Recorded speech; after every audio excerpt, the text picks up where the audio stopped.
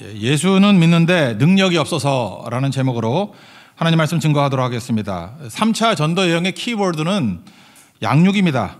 우리가 전도를 하면 탄생을 하죠. 그러면 이제 자라게 해야 될 거 아닙니까? 애도 태어나면 태어나는 끝이 아니잖아요. 양육해야 될 거 아닙니까? 신앙도 마찬가지라는 것입니다. 다시 한번 키워드를 정리하면 1차 전도 여행의 키워드는 뭡니까? 유대인에게서 이방인으로 대상이 변화된 거죠. 2차 선교여행의 키워드는 지역이죠. 아시아에서 유럽으로. 그래서 1차는 이방인, 2차는 유럽, 3차는 무엇입니까? 다시 돌아보고 양육하는 거. 양육이 핵심이라는 것입니다. 그래서 3차 전도여행이 18장 23절 이하인데 양육이란 단어로 그 다음부터 쭉 풀면은 이게 다 풀립니다. 양육을 놓치면은 이 본문 이해 잘 못할 수 있어요. 양육이다. 그러니까 꼭 붙들었으면 좋겠습니다. 그래서 지난주에 살폈죠. 양육의 모델 아볼로가 나오잖아요. 아볼로는 어땠습니까? 스펙이 엄청난 사람이었는데 그 양육이 어떻게 돼야 돼? 스펙으로 안 된다는 거죠. 하늘의 능력이 임해야 된다. 스펙에는 한계가 있다. 하늘의 능력이 임해야 된다. 그래서 아볼로 같은 사람들이 우리 가운데 많잖아요.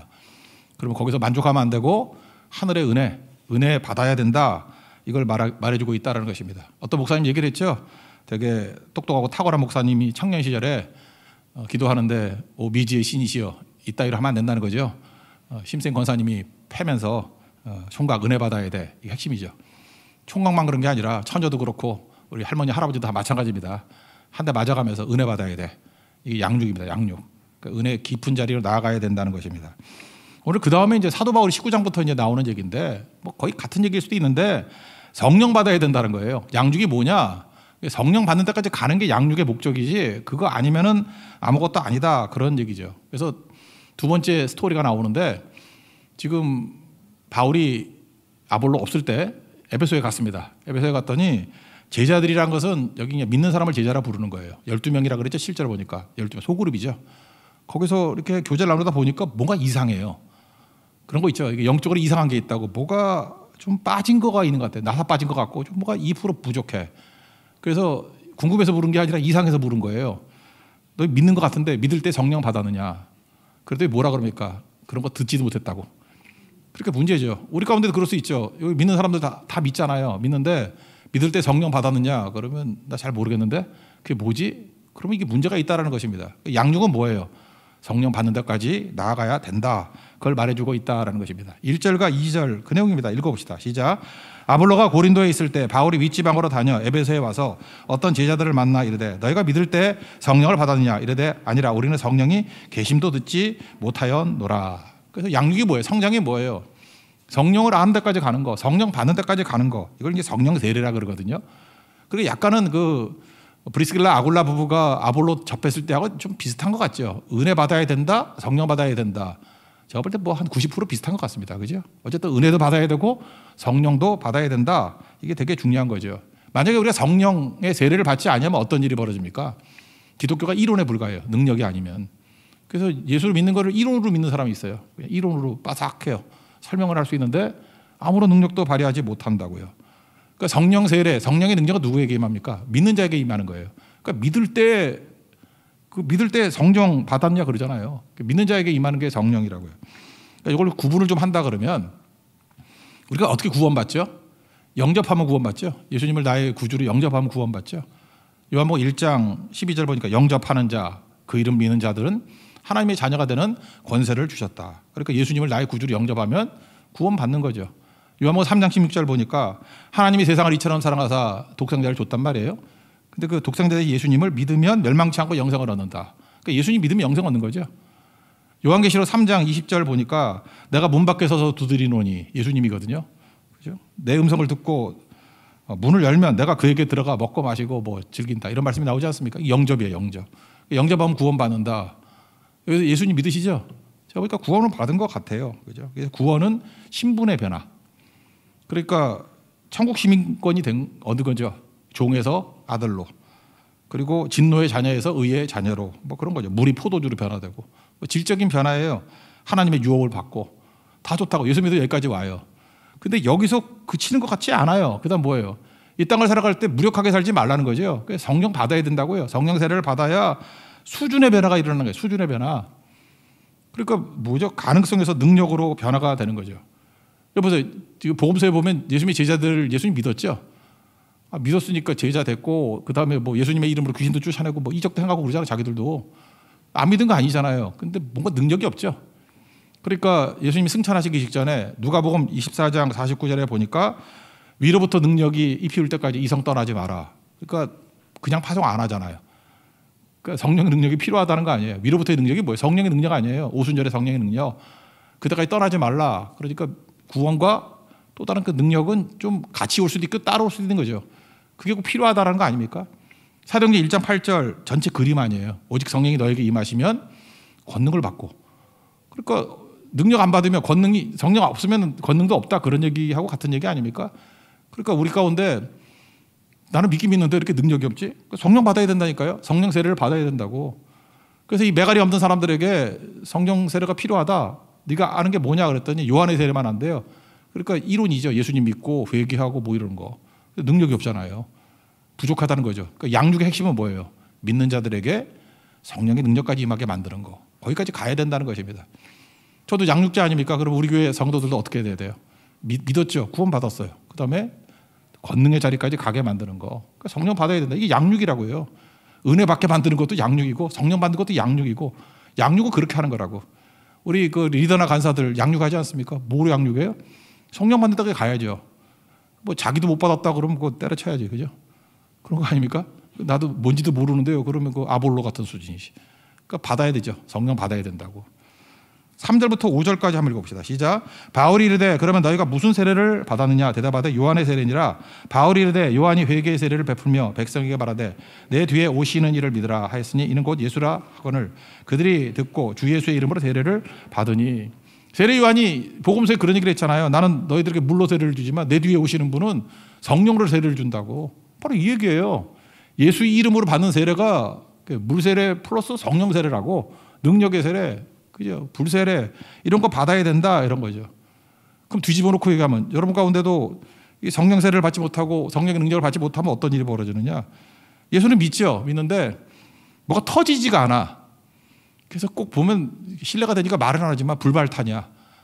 예수를 믿는데 불발탄, 오발탄 이래요. 뭐 이렇게 능력이 많은데 딴 데서 터져. 늘 피곤해요. 늘 피곤해.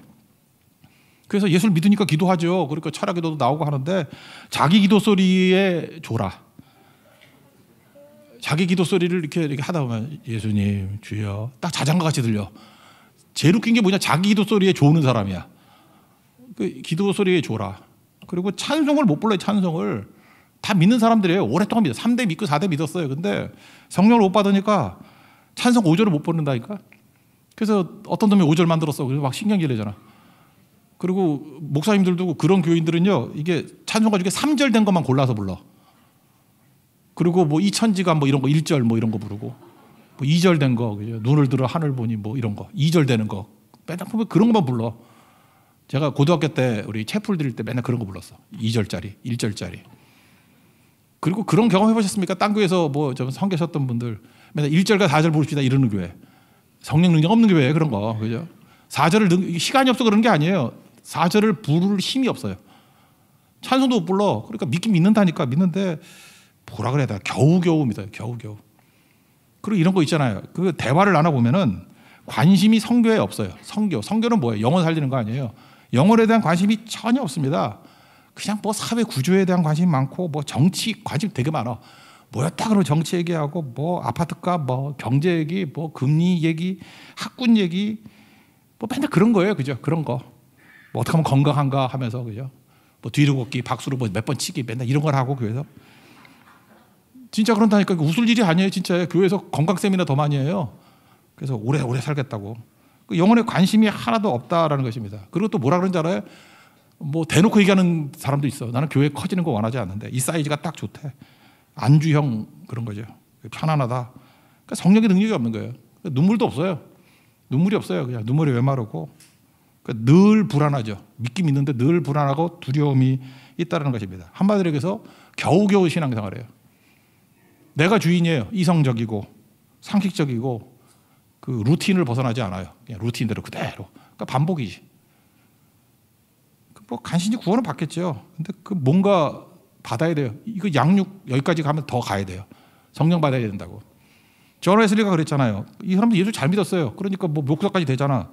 근데 배 타고 뭐 대서양 건널 때 풍랑이 일었는데 자기는 불안해서 죽을 지경이라 그러잖아요. 근데 옆에 보니까 찬송하면서 느긋한 사람들이 있어요. 모라비안 성도들. 뭔가 다르다. 충격받았죠. 그래서 모라비안 성도들 때문에 변화받아가지고 이 사람 성령 받은 사람이에요. 그 이유가 바뀌었어요. 이 모라비안 성도 만남 이전과 이유가 달라졌어요. 존 웨슬리. 그게 양육이죠. 하나님 그렇게 양육시킬 수 있다. 풍랑 가운데 양육시킬 수 있다니까요. 저거 보라고. 어떤 목사님 계세요. 되게 그런 사람 있잖아요. 이렇게 착실하신 분, 성실하신 분, 열심히고 상실, 착실, 잔잔한 목회하시는 분이에요. 근데 이분은 뭐 내가 볼 때 그래요. 하여튼 성령 받지는 못한 것 같아요.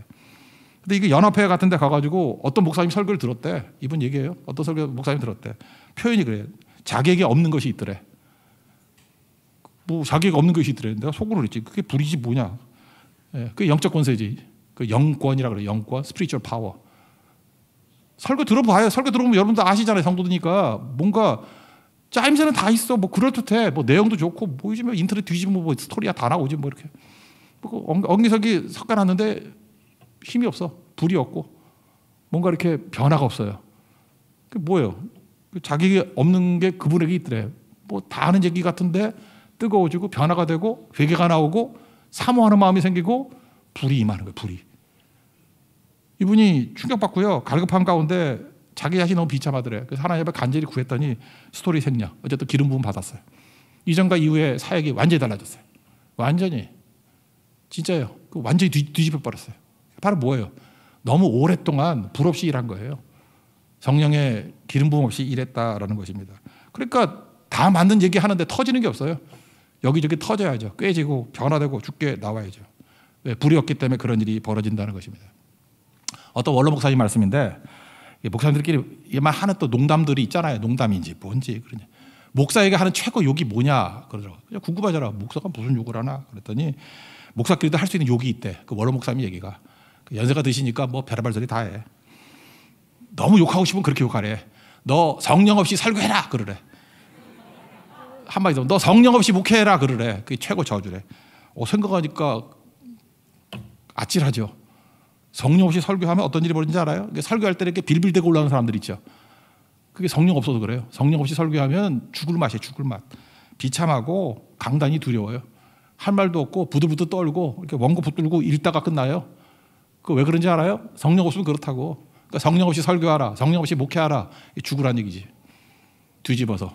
성도에게 할 수 있는 최고의 욕이 뭔지 알아요? 성령 없이 신앙생활해라. 이미 그런 사람 많을 거야. 그죠?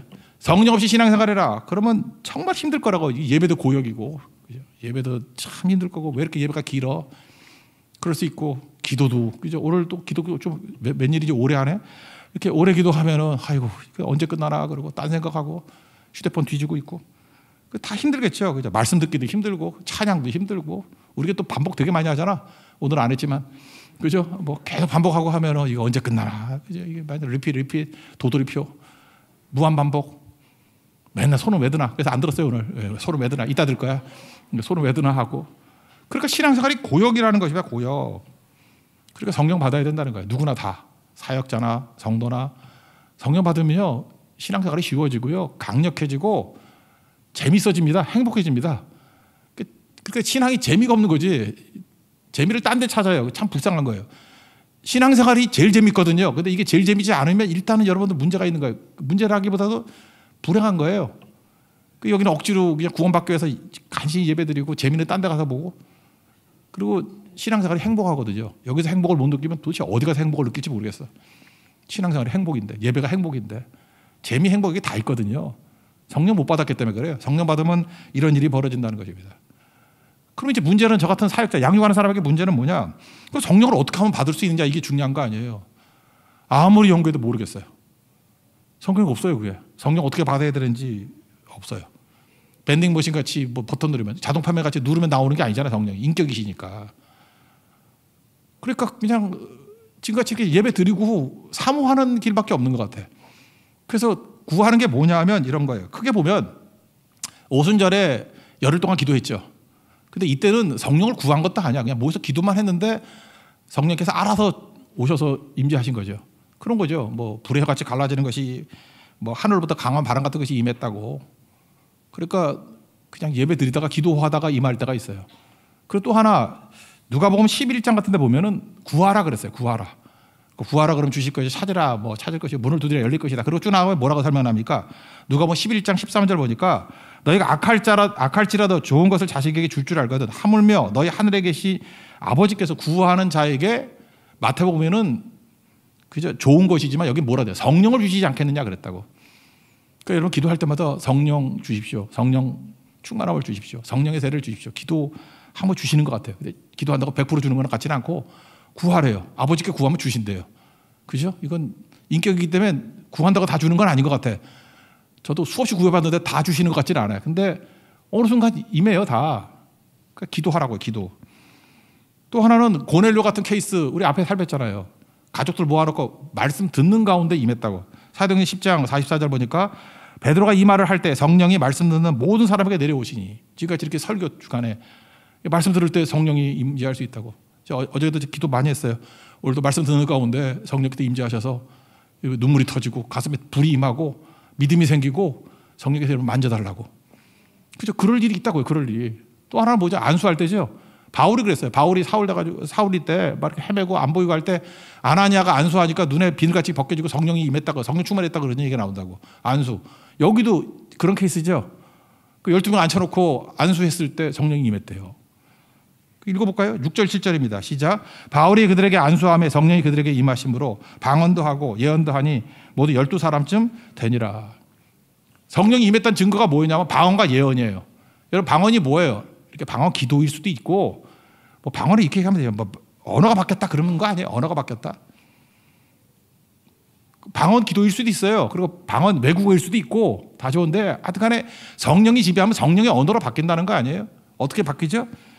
그 성령 받지 않으면 맨날 과거 얘기만 해.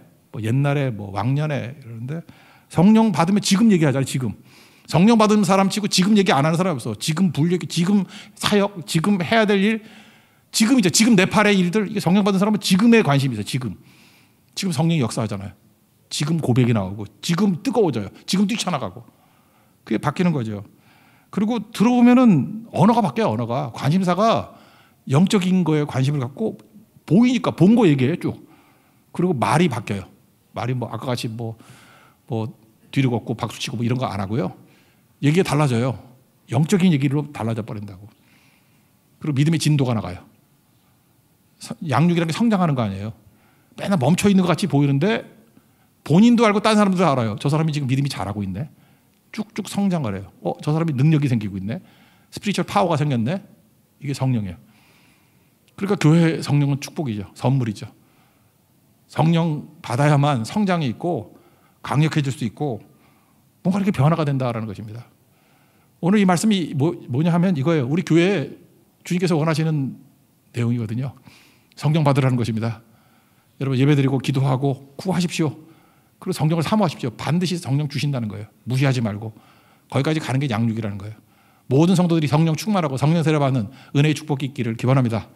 그 다음 또 한 가지 더 내용이 뭐냐면 사도 바울이 올해 한 군데 오래 안 있잖아요. 근데 에베소에는 이 몇 달 동안 있고 한 2년 6개월 있었던 것 같아요. 2년 동안 에베소에 머물렀어요. 머물러가지고 거기 앞에 두란노 서원이라는 데가 있었거든요. 일종의 신학교예요. 신학교에서 매일같이 말씀을 증거했다는 것입니다. 그래서 또 하나가 뭐냐 하면 성령이고 또 하나는 날마다 말씀이에요. 제가 일부러 날마다라는 얘기를 해요. 날마다 말씀 받아 양육이 되는 거예요. 이게 제일 비슷한 게 뭐죠? 지금 우리 한국교회 상황을 놓고 본다 그러면 새벽기도죠. 날마다 말씀을 들어야 성장을 한다. 날마다 말씀을 들어야. 여러분 일주일에 한 번 예배 드리고 일주일에 한 번 말씀 듣고 절대 주의 제자 될 수 없습니다.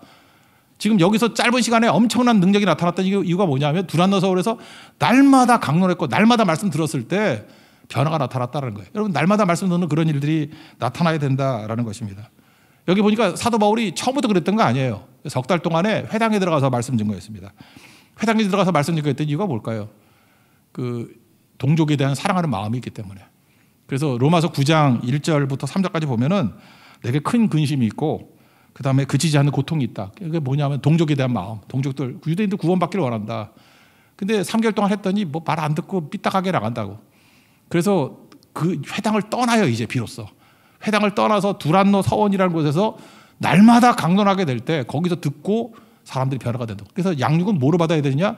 1차적으로 성령, 두 번째는 날마다 말씀 듣는 걸 통해서 양육받아야 돼요. 그럼 여러분 변화가 됩니다. 이거 교차적이에요.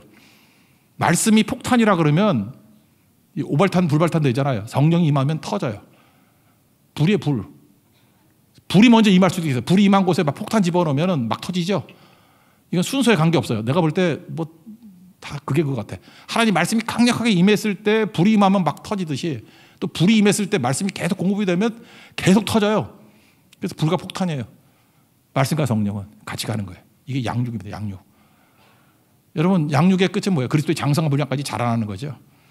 그 내용 읽어봅시다. 8절부터 10절까지 내용입니다. 시작. 바울이 회당에 들어가 석 달 동안 담대히 하나님 나라에 관하여 강론하며 권면하되 어떤 사람들은 마음이 굳어 순종하지 않고 무리 앞에서 이도를 비방하거늘 바울이 그들을 떠나죠. 제자들을 따로 세우고 두란노 서원에서 날마다 강론하니라. 2해 동안 이같이 하니 아시아에 사는 자는 유대인이나 헬라인이나 다 주의 말씀을 듣더라. 이게 날마다 강론. 한 번 갖고 안 된다니까. 일주일에 한 번 갖고 날마다 말씀 들어야 양육이 된다니까요. 성장이 된다니까요. 이게 중요한 거죠. 지금도 보세요. 뭐 이렇게 그냥 일주일에 한 번씩 듣는 사람들 성장이 잘 있나요? 성령이 뭔지 들어보지도 못했다 그러고 맨날 제자리 걸음 아니에요? 그죠? 재미도 없고 행복은 딴 데 가서 찾고 그러니까 뭐예요? 무능한, 그죠? 피곤한, 늘 기쁨이 없는 그런 생활을 하게 될 수밖에 없다라는 것입니다. 근데 사도 바울도 이제 전략이 바뀌었어요. 야, 양육은 이렇게 하는 거구나. 날마다 말씀이구나. 그래서 사도 바울이 이렇게 싸돌아다니지 않고 머무르잖아요. 우리도 네팔 선교 갈 때 그랬거든요. 처음에는 여기 갔다 저기 갔다 막 이렇게 선교하다가 이제는 캠핑으로 모여요. 다 모여가지고 짧은 시간 안에 많은 말씀을 준 거예요. 많은 말씀을 기도하고 그 양육이더라고. 그때 폭발적인 능력이 나타나죠. 요한계시록에 보면 소아시아 7교회가 나오죠. 거기 소아시아 7개 에베소, 서머나, 버가모, 두아디라, 사대, 빌라델피아, 라우디게아. 이 중에서 우리 사도 바울의 여정 가운데 가본 교회는 한 군데밖에 없죠. 에베소 갔다는 얘기 있지만 서머나, 버가모, 두아디라, 사대, 빌라델피아, 라우디게아 간 적도 없잖아요. 근데 여기 어떻게 교회가 세워지게 됐죠? 어떻게 교회가 세워지게 됐죠? 한 가지지. 두란노 서울에서 말씀 들었던 사람들이 파송받으니까. 그러니까 교회는 이런 형식으로 이루어져야 된다는 것입니다. 모여서는 해야 될 일이 뭐예요? 성령 받고 그다음에 말씀으로 날마다 양육받고 그 사람들이 흩어진 삶의 현장 속에서 각각의 교회들이 막 세워지는 거예요. 그래서 전도가 막 이루어지겠죠. 또 가끔 모이고 또 흩어져서 교회가 되고 성도들이 모인 곳이 흩어진 곳이 교회니까. 그래서 소아시아 7교회가 세워지게 되었다 이거죠. 그래서 누가 세웠어요? 이거 바울이 세운 거 아니라고. 두란노 서원에서 양육받은 성도들이 가서 세웠더라 이런 얘기죠. 여러분 3차 전도의 키워드가 양육입니다. 우리에게 주시는 귀중한 메시지도 양육이라는 거 꼭 붙들고 성령과 날마다 말씀 붙들고 그리스도의 장성한 분량까지 자라나는 강력한 교회 되는 주의 종 되기를 축원합니다. 자리에서 일어나겠습니다. 성령이 오셨네 찬양하겠습니다.